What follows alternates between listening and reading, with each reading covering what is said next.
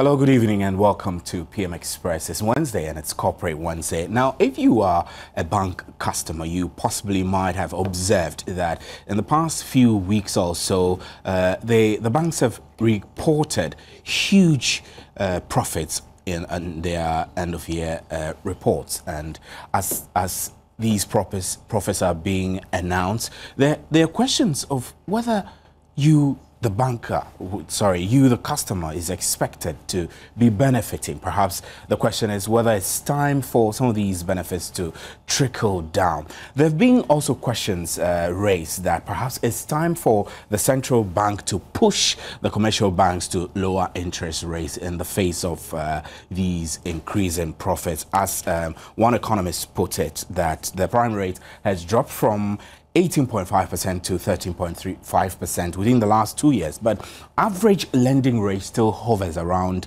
31% and still within the range of 24 to 35%. On the other hand, the commercial banks are quick to cut interest rate on deposits with them as the prime rate is cut.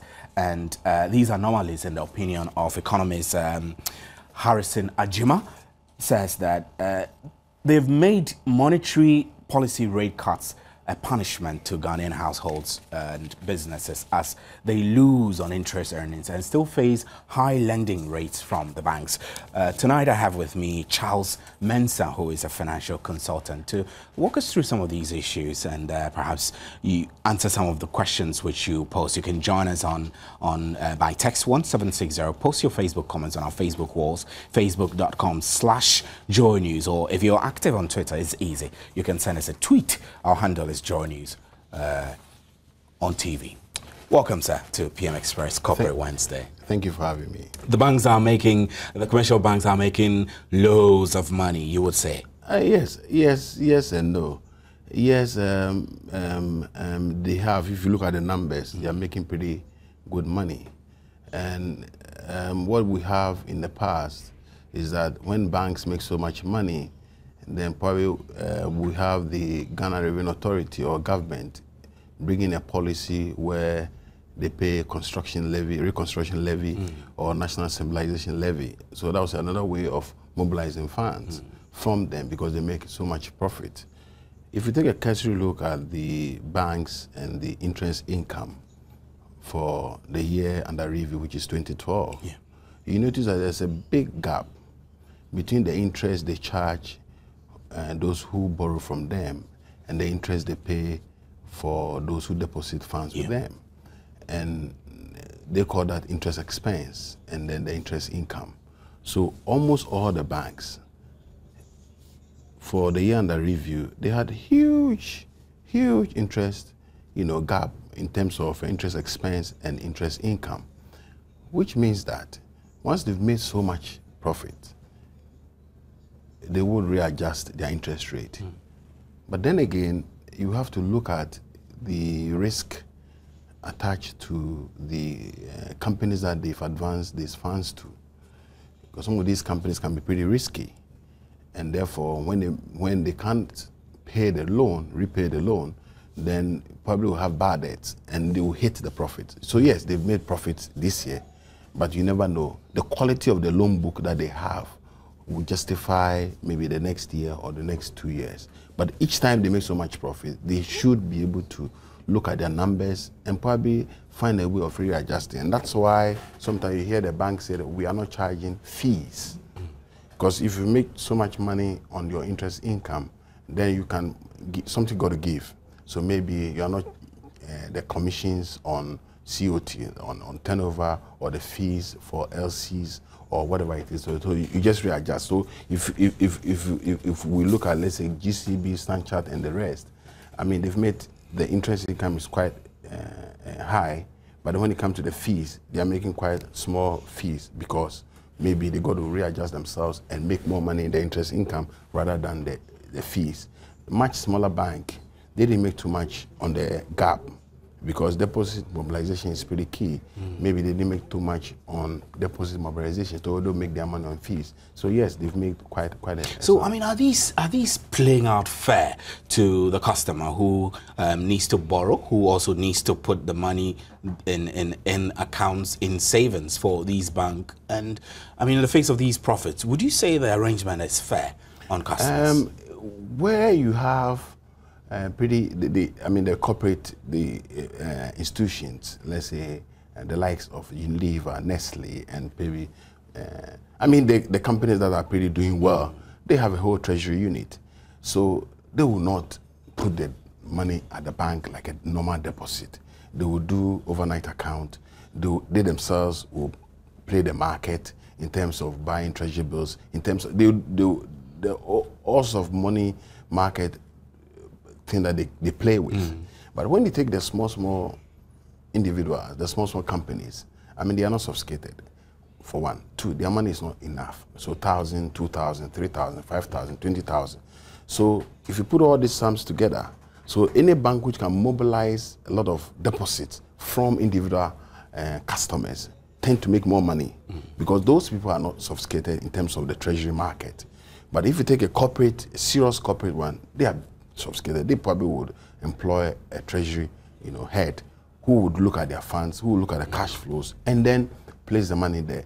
So on the whole, if we had a floating interest on our deposits, so that each time the primary rate changes, yes, the depositors would also get some interest in terms of increase. But they don't have that because they don't have that power because of the individuals that we are talking about. So you still wouldn't say it's fair or not fair. You won't commit to that, right? Oh no, I could say that yes, overall, they should be able to do something for the individuals. But the bank also come in at a cost, because somebody will tell you that the cost of setting up a branch office is pretty high. They probably are creaming now because most of the banks have tended to use technology. So maybe their overheads are beginning to drop because the technology overall, the initial cost is huge, but the cost over time, tend to reduce. So some of the banks who are using technology would have their costs, pretty reduced. But what they have to do, what they have to do is find a way to reward the customers that they have. How do you reward the customers? Maybe you could relieve them of some of the charges, like I said earlier on, or you could maybe waive the interest on the loans sometimes, because if you notice that the person cannot service the debt over a period of time, you can discuss maybe giving the person a moratorium on the interest rate for a period of time. So that's some of the things that they will play with. But like I said, gradually, you would have the small companies being a bit financially literate, and then they will take advantage of some of these markets that they can play. And therefore, the banks then have to sit up and look after those people well. The second critical point is that if we look at where the money went to in terms of lending, the treasury bill rate for government things was about 23% that they were playing. So that's a lot of money. So if the banks could mobilize funds from you and I, who probably would deposit 1,000, and if you have a lot of people doing 1,000, and you could play the market in terms of buying risk-free thing at 23%, that's a lot of money for the bank. But they will not pay anything for the customer who deposited so much, that money there. And that's a lot of problems. Okay, so give us some education on the dynamics of how the banks set their interest rate in line with the base rate, the prime rate that is announced by the central bank. First and foremost, your deposit mobilization plays a role in determining your interest rate. And therefore, if the cost of... When you say deposit mobilization, you mean how many customers you are able to draw the funds to deposit in your bank? How many is one, but the amount that they place with you. Okay. So people are looking out there for free money. So they will tell you, like, we'll pick the funds from your offices. We'll set up a branch in your offices, the cash collection and all those things. For you, you think it's a favor. But they've done their numbers. Because the only way they'll come to your office with their bullion van to come and collect the cash is that they want to increase their deposit base. And once you will see that as a free service, they've seen that as an opportunity, because if they place those funds in treasury bonds, in government bonds, and they earn 23%, and you are seen as a free, because the cost to them will be what? The bullion van and all those things they bring to your office, that's the cost to them. Over time, that's nothing. So really, their cost as a bank goes down, but they'll earn 23% on that kind of mobilization. So, and that is one aspect. The second aspect is that the banks themselves would set up in a marketplace where they can get free money. So if they hear that this company, a retail industry is there, or a retail firm is there, and there's a lot of cash, they'll come in every morning to pick the cash. They'll come in at 3 to pick the cash. So once they look at the cash and it's good, then of course they play a lot of the money market. So by 3, 4 o'clock, you notice that the treasurers of all the banks start calling each other. I mean, if you don't meet the ratios at Bank of Ghana on daily basis, you could be penalized. So you probably have to borrow from one of your banks, one of the banks, so at a certain rate. So they calculate it, and then in no time you are making a lot of money. So the first point is to attract deposits and keep the cost of the deposit. That's the first thing that banks do. The second or the third most important point is that when they have to lend to if I'm attracting deposit and I'm not charging any interest, I'm not charging anything for, or the customer is not earning any interest on those deposits I've mobilized, then my cost of capital is pretty low. I have the shareholders fund supporting it. So if I'm lending to a customer who is borrowing from us, it is risk plus the risk premium. So I'll probably look at the customer. Really, the rate, so if I put in treasury bills, I'll get 23%. The risk factor for that particular customer will be like 10%. The risk factor for, let's say, a big company will be like 5%. So maybe 28%. So you notice that it's charging you 20%, but the real cost today is not zero. And that's why they make so much money and that kind of thing. So we need to have a situation where people gradually will look at the way of managing their funds at the bank. Even if you have 15,000 Ghana on average having the bank, there's a way where you can speak to your banks and that you want to do overnight interest, where overnight you will sweep your account into a call account and then you earn interest as yourself. But you see, you have to this is risky. I mean, I wonder how many ordinary people who have less understanding of the mechanisms of banking will take such risks. It's not a risk. It's not a risk because overnight, really? Yeah, it's not a risk. I mean, it's the same bank, but you just ask them that, you just tell the bank that each time I have XYZ, sweep it into a call account and you earn interest. Because if it's in the bank or if it's in your account, you don't earn any serious interest. But when you put in a call account, it means that you have authorized them to play with that. So you earn interest on that account. I see. And that's critical.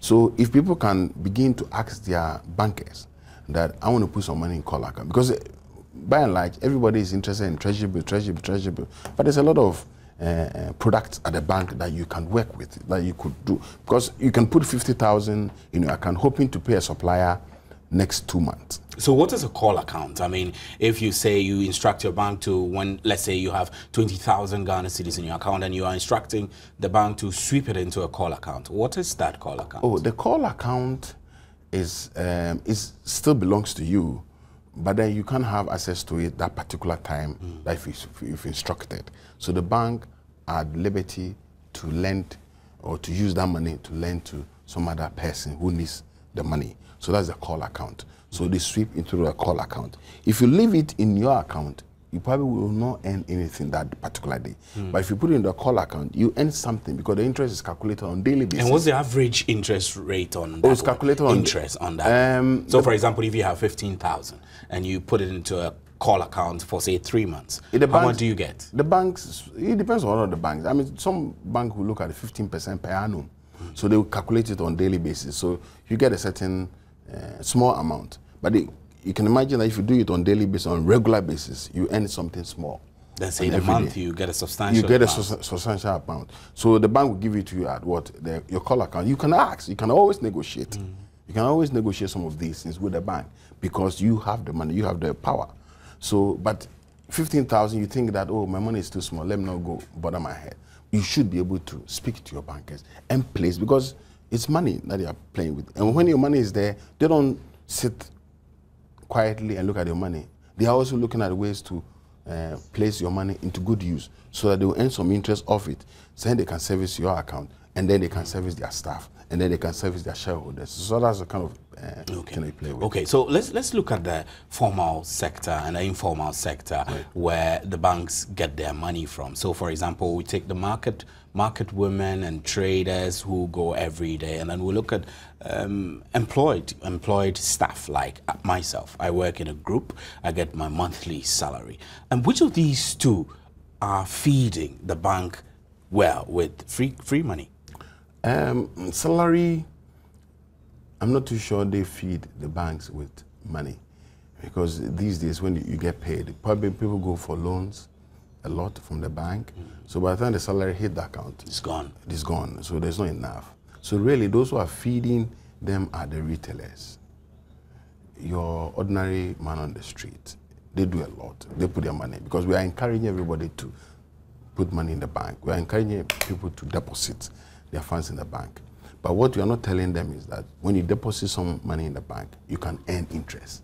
So that place is not critically hammered. We are not advertising that. So it means the banks are not actually educating the average customer on products that are available, which they could take advantage of. They are in a way, but they will tell you that if you're going to place it with us for 6 months, for 3 months, but nobody's talking about daily.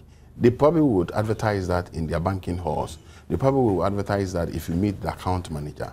They probably will tell you when they will notice that you have a set cash which comes in every week, every day. Then they can discuss the daily thing with you. But you yourself should be able to, because you know that in every month, if you take your the employee bit, every month you are earning 5,000.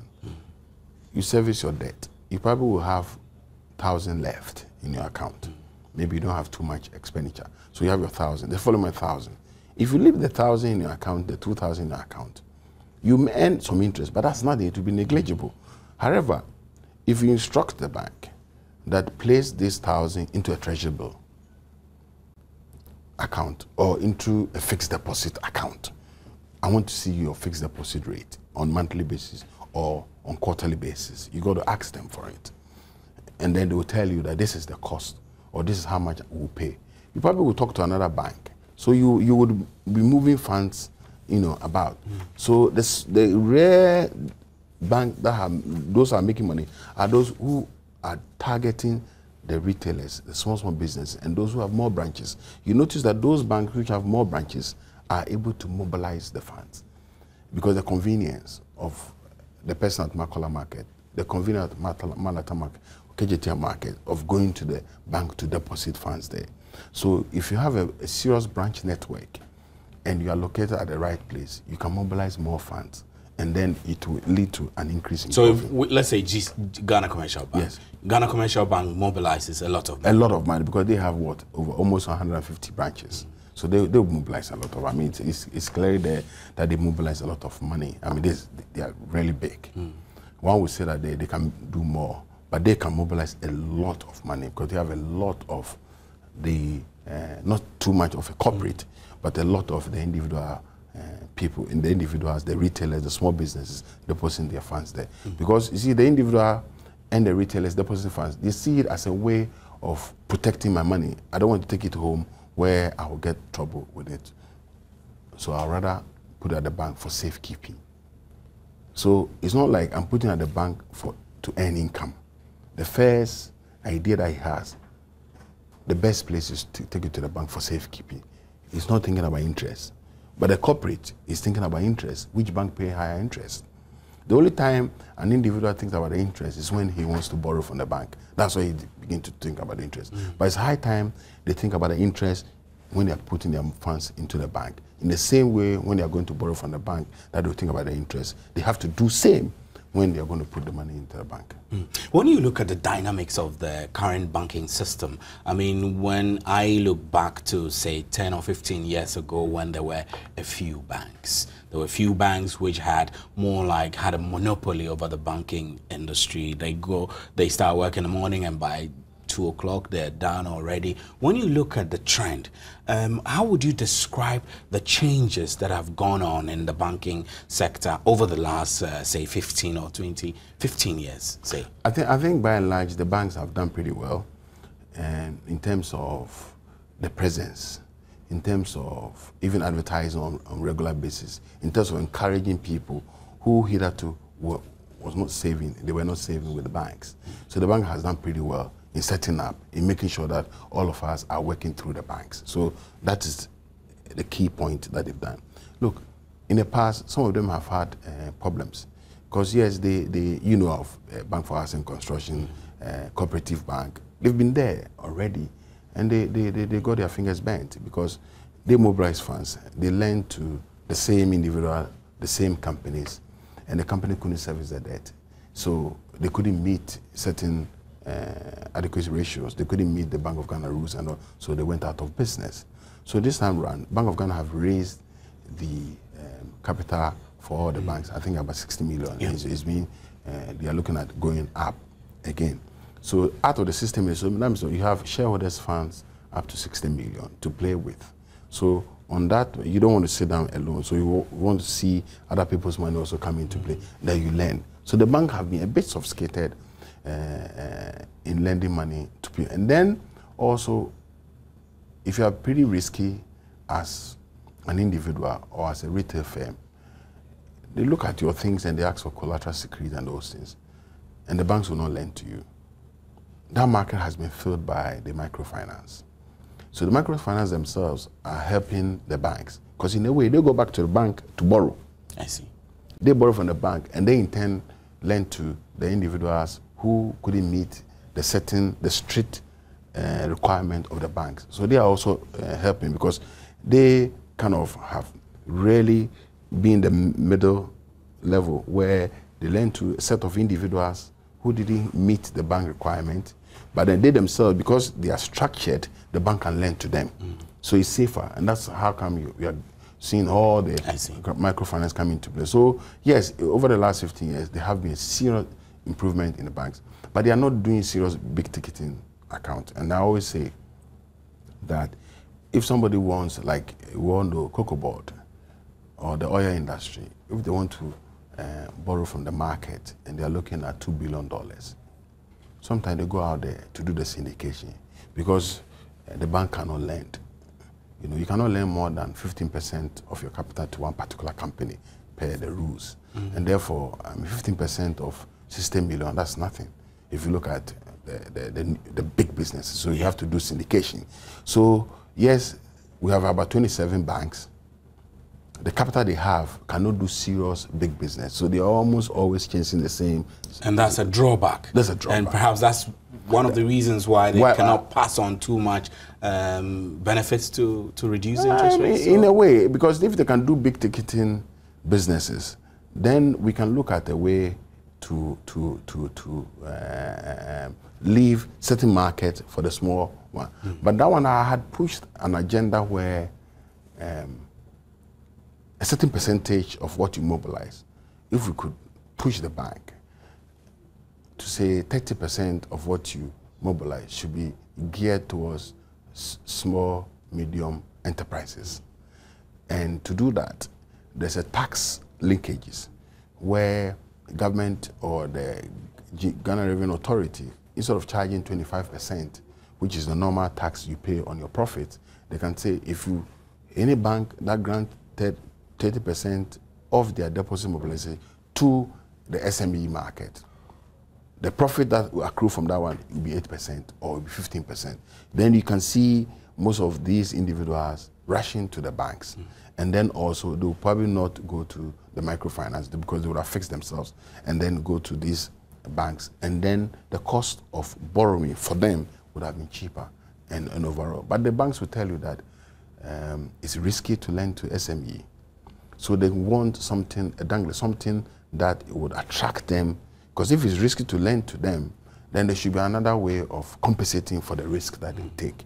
And the only way to is the tax thing that I'm sure if IRS look at it, or the Ghana Revenue to look at it, but it should be a government policy, look at it holistically, then we can get maybe a quota, 30% going to SME, the rest. So this must be done by policy, yes, regulation. By policy. Well, you're watching PM Express. It's Corporate Wednesday, and I have Charles Mensah, who is a financial consultant. We're talking some banking and interest rates issues. We'll take a short break, and when we return, we'll delve more into it. You can send us text 1760, post your Facebook comments on our Facebook wall. We'll be right back. Stay with us.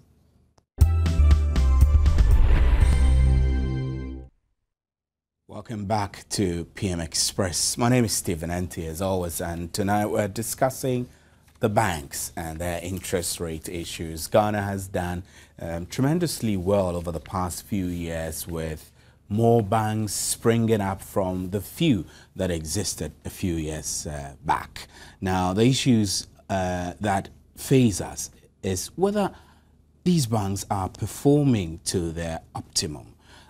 You've heard the discussions about the interest rate fixing and the difficulties and the challenges going to the market, and some tips of how you can do better with your money that is kept at the bank. My guest in the studio is Charles Mensah. Charles is a financial consultant, and he's helping us discuss some of these issues. So, Charles, 27 banks we have in Ghana. Is it good or is it bad? I mean, I know personally, when I look back at when there was only GCB and Standard Chartered and Barclays Bank, that it was very difficult to access services, banking services, any more than what were there, just the 2 or 3. Now there are 27. I have a lot of choice. I can decide to do EcoBank, ADB, UBA, all the banks. I can choose Zenith Bank, and you name it. This should be good for the average citizen, but is it good for business in general? Yes. Okay, thank you very much. I think when Bank of Ghana introduced the Universal Banker License, which we started with now, where the initial is 60 million that I was talking about earlier on, I think you should be able to increase it, because 27 banks, 137 rural banks, the savings banks are not there, the microfinance. If you look at the numbers that we are talking about, I want to see a situation where we'll have at least 15 large banks in Ghana. 10 could be foreign, 5 could be local. So all the local banks can merge. Because you see, if you take 27 banks for a population of 25 million, that's a lot. Major banks, that's a lot. And therefore, if we can increase the capital for these banks to, let's say, 200 million, then they can do major jobs. $200 million? Yes. Then they can do. That's huge. I mean, a lot of them cannot survive with such a ceiling. It's not about them, but it's about the numbers. If you look at when Trust Bank was, or EcoBank took over or merged, it depends how you say it. But let's, for the sake of this, let's say they merged. Today, EcoBank is #1 in terms of profitability. If you look at the numbers, they were #1 as a result of the merger. So one can see clearly that if they begin to merge, we will see a lot of major jobs. You see them doing an African job. You see them, let's say, lending to a Unilever business, not just Ghana, but Unilever West Africa. You see them lending to Nestle. You see, so you would benefit. We will benefit, because at the end of the day, the interest that they will earn, the fees that they will earn, will be part of us.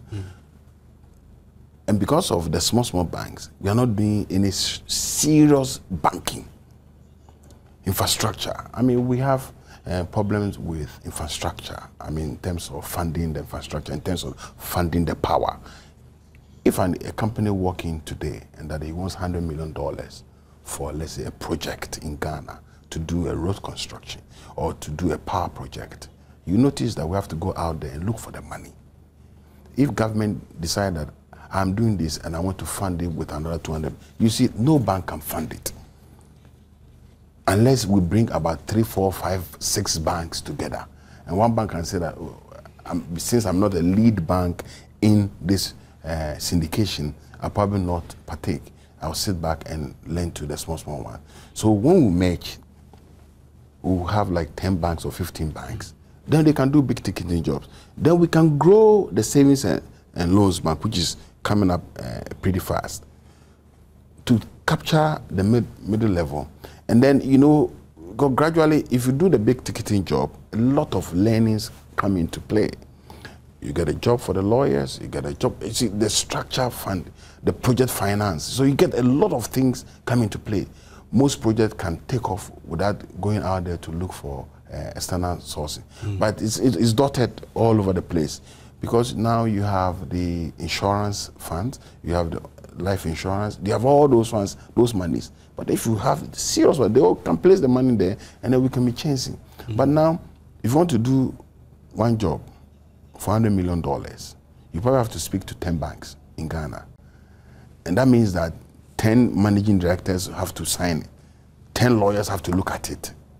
That takes too much time.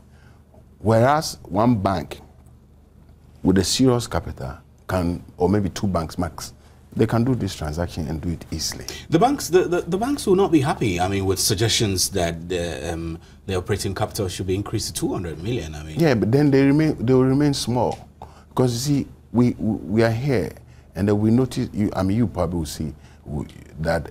Look, if we take the banks from South Africa, they've made inroads here. Stanbic is one. The Rand Bank is one, making inroads, trying to capture Merchant Bank that we've all read about. Is there. If you take the Nigerian banks, they've grown their country very big. They've, you know, come into this system. They are coming in. They can do big ticketing job. So UBA or for that matter, Access Bank, if they look at a transaction and they cannot even meet it here, they can look at their holding group or the group. They can pick the transaction from the group level. That's what I'm talking about. So if you are big, then we can look at lending money into, let's say, a company which has branches in Togo, which has branches in Benin, and we will benefit. So what? Small is not attractive. No, big really. is good. Big is good for the big ticketing job, because the new industry that is coming into be the oil and gas. I'm not sure any bank is playing a serious role in that one. I'm not sure. Because if you look at it, I'm not sure they are. But they should. They should have the muscle to do They that. can't. They don't have the muscle. So you notice that those banks that are playing serious role are the big banks which are booking that particular debt offshore. In other words, the Barclays Bank, the Standard Chartered. So they are lending it offshore. So we are losing out. Ghana Commercial can, but one transaction to take them off the radar. So I think that they should begin to merge and do big ticketing, because that means that by the time, you know, the oil, the average takes about 25 years or not.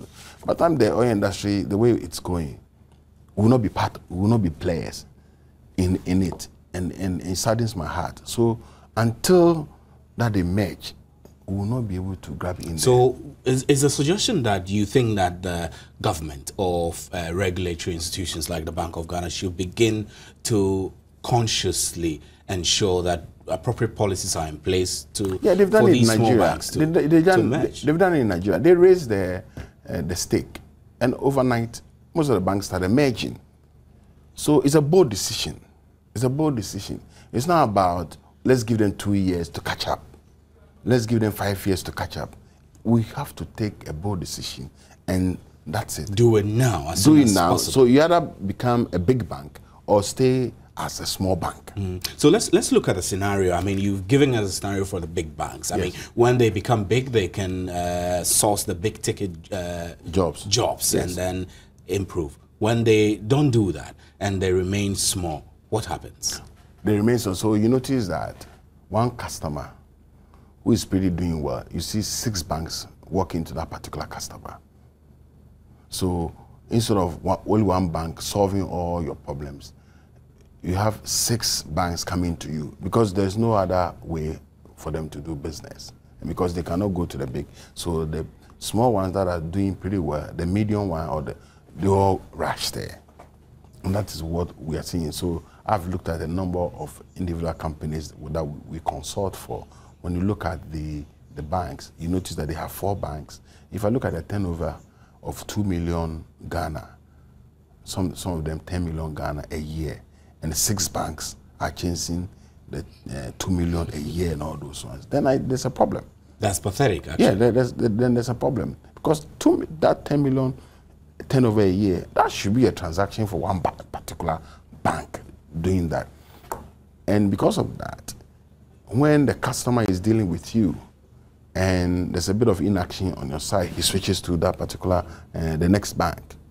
And then when there's a problem, so then bad debt will begin place because he thinks that, so sometimes they borrow from one bank to pay the debt because you've decided or you've told them, I want your account. I can pay Bank A for all that they've given you, and I'll give you the match interest rate. So you're just switching from one bank to the other. But if you have the big bank playing the big jobs, like by now, immediately the budget is read, they're out there looking for project finance, looking at for structured finance to go out there and see. So they will be discussing projects ahead of time, not you coming to them that I have this project, I think, can you people look at it for me? And sometimes they look at all your documents. By the time they finish, they tell the credit committee says we can't do it. By which time they've wasted a lot of your time. So people are now going out there to borrow out because of the amount involved. People are now going to their suppliers to look for suppliers credit for $20 million suppliers credit, and it's coming in. So the bank is not funding it. The role that the bank will play is just be transferring the money to and they enjoy fees. So they are not any interest. But if they had played a role in that particular thing, they would have any interest. And they couldn't play a role because their capital is too small. So you would say the banking sector has done well, but there is still more room for them to do better. A lot. We'll discuss some of the things that, beyond just merging and raising the capital threshold, we'll discuss some of the things that they have to do to move this country and the banking industry forward. We'll take a quick break. We'll be right back.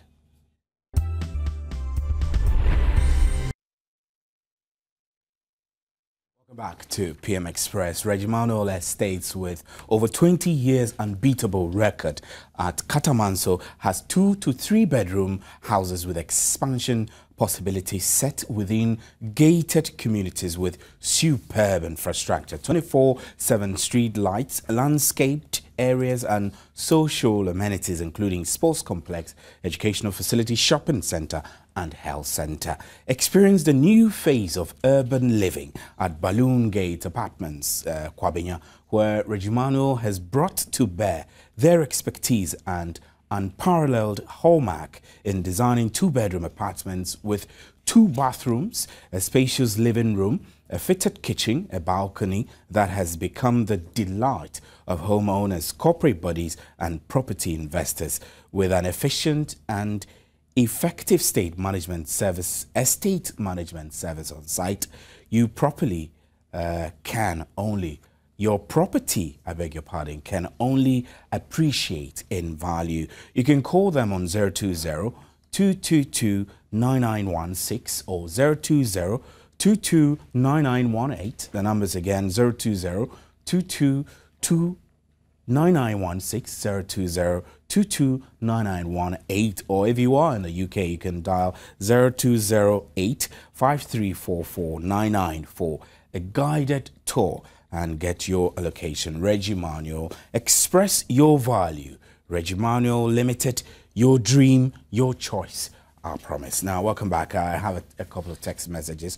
And Alukos from Tamale says, what is the economic implication on us as a country? For me, on the face value, the economy is still challenged. The burden on the state kitty is huge. And then this one says, Ente, please let the man explain why inflation rate is low but interest rate is high. This is from Sir Yirinchi in Swam. And then he says again that why do some banks increase their premiums or extend repayment time in the wake of inflation hike? Charles, let me put some of these practical questions that are coming forth to you so that we get some explanation for our our viewers. Now, this one says, why do banks increase their premiums or extend repayment time in the wake of inflation hike? I mean, I have experienced that before, where you get a letter from your bank saying you have a 48-month repayment plan, but suddenly your 48 has increased to 49 or maybe 50 because interest rates has changed, and continuously this happens. Why does this happen? So if you borrow from the bank, let me work that out. Right? If you borrow from the bank and they give you a time period, the tenor of your loan is like 48 months, like you said, for 4 years, and maybe you work out a fixed repayment amount, a fixed amount. Then when there's an interest rate hike, maintaining the same amount is not possible. So either they'll tell you increase the amount, but they think that your salary is fixed, no increase in salary. So the only way they can do is to increase your number of months. The repayment period. That's what they would do. That's why you have that situation, because 48 months, 4 years, put in into the spreadsheet, give you a set, let's say 400 Ghana servicing. The interest rate has gone up, so they readjust it. But you can only afford 400 CD every month. So they keep it at that. They keep it at 400. But then they increase the period for which you they increase the period. Now the issue on that the inflation is low, but the interest rate is higher. You see, the fixing of interest rate, the first core point is to look at the risk-free. And if government is offering treasury bill rate at 23%, that's a risk-free investment. Do nothing. Put your money in there. So the base then becomes 23% up.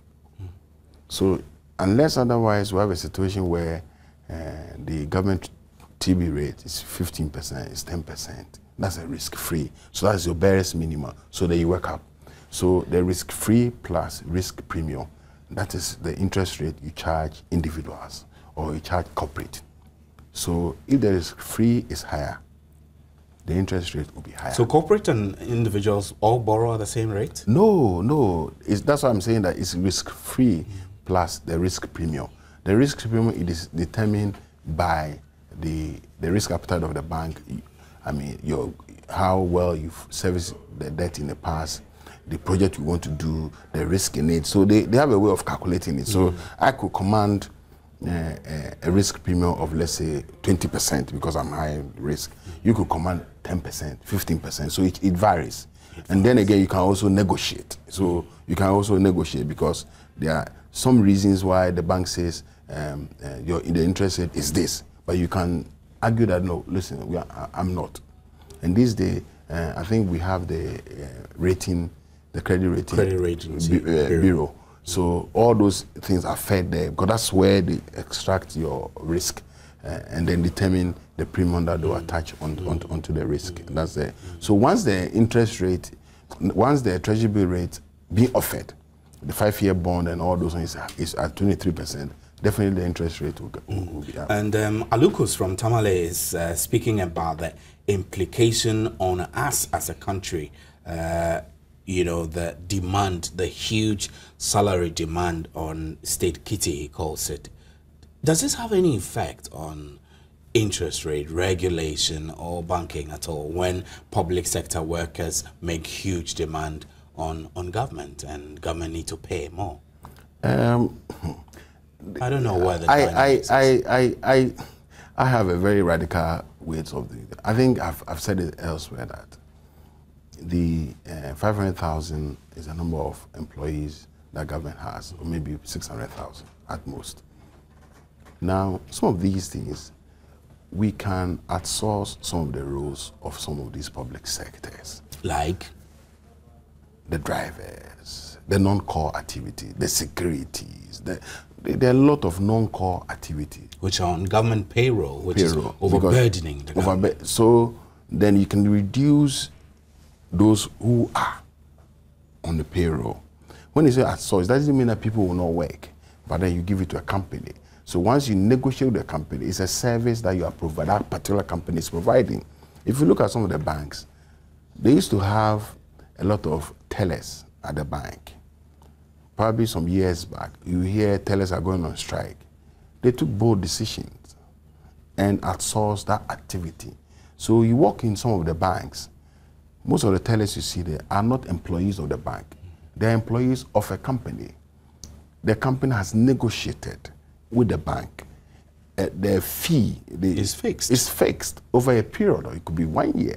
So whether interest rate goes up, whether the economy changes, that is the fee that I'm providing for the service you are giving me. You think government should adopt that stance? Yeah, that stance should be adapted, because until we adopt that particular stance, we'll have a difficulty. Because then the private person who is doing that will look at productivity as a critical point. If I'm earning these fees, or if I'm getting these fees from this particular company, how many people can do that job? Okay, can I apply technology and have 3 people or 4 people in addition to technology so that I can deliver that particular service at that fee? So you begin to look at new way of doing things. But until we have such things, we would always will have that particular problem. The other way to address it is, one would say just increase the tax net and all those things. But we need to take a critical look at the structure of the civil service and try. You would probably read about it in England, in America, that even when you take the Pentagon and all those ones, a lot of services that they provide the Pentagon are private companies providing it under the Pentagon. So they are all not employees of the Pentagon. The Pentagon is about 80,000 people, but a lot of them are not employees. They've outsourced to companies. So that is how you can look at it critically. Taking that decision would mean that you lay some employees off, and no government want to be seen at that. But it's a bold decision then that has to be taken. Government have to brace up and take. And take. Right. So Charles, to wrap up, let's look at, you've mentioned some of the things that you think banks should begin to do in order to improve their efficiency and their work.